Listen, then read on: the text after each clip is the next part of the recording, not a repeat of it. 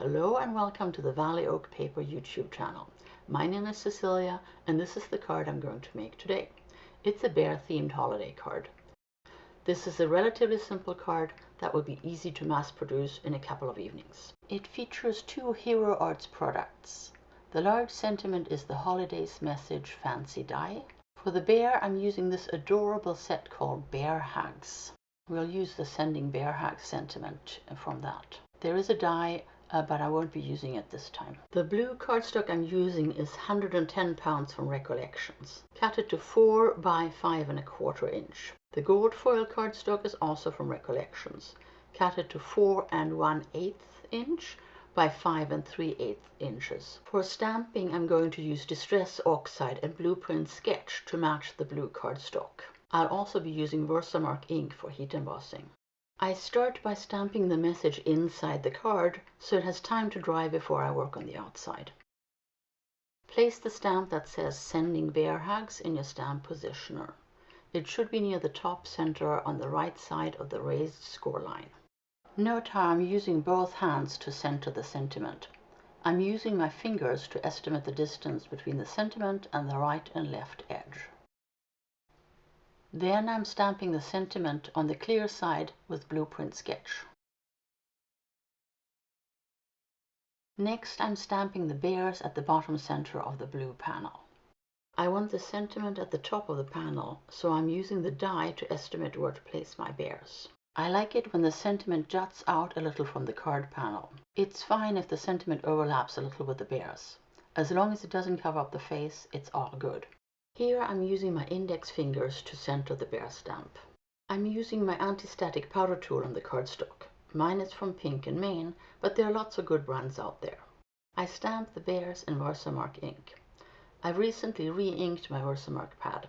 Now I only have to stamp once to get all the detail. As I lift the lid, you can see right away that I got a good impression. I heat emboss the bears with Ranger's Superfine Detail Gold Embossing Powder. With a brush, I remove any stray embossing powder. You can see the powder melt under the heat gun. I'd love for you to like this video and to subscribe to my channel. I post card making videos weekly on Sundays.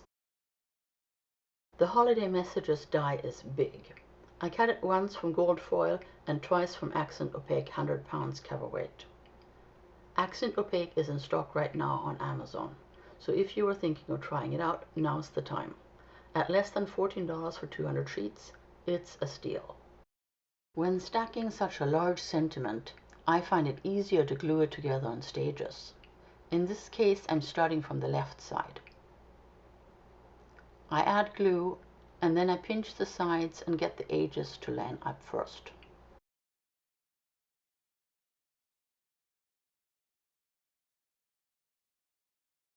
Then I apply glue to the rest of the sentiment and glue that together as well. I start with the white layers. Then I add the gold foiled layer in the same way. If glue gets on the foil, often you can scrape it off with a fingernail. Failing that, use a dry microfiber towel to gently buff off the glue.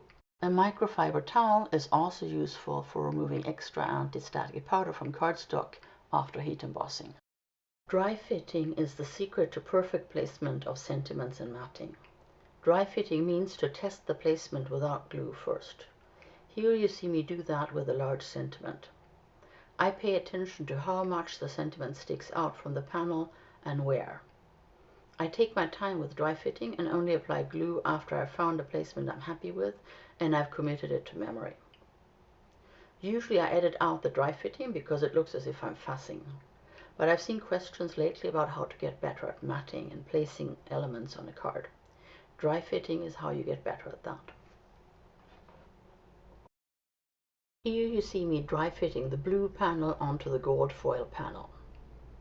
I pay attention to how much of the foiled cardstock shows when the blue panel is centered. It should be a 1/16 of an inch, but knowing the number doesn't really help me.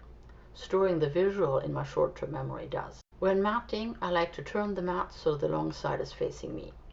That way I can place the short side of the smaller panel onto the mat and see how much of the mat is peeking out from under it on 3 sides at the same time. The stamping inside the card base should be dry by now, so I can fold it and reinforce the fold with my Teflon bone folder.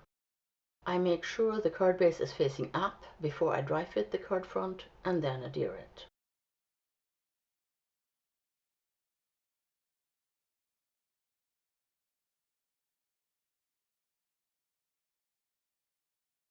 Finally, I scatter a few gold pearls across the card. And that finishes the card for today. I hope you enjoyed it. Don't forget to like and subscribe. I will show you some more still images at the end of the video. You can find links to everything I used in today's card in the description box below, as well as in my blog post on valley-oak-paper.com. Thanks for watching. I'll see you next week.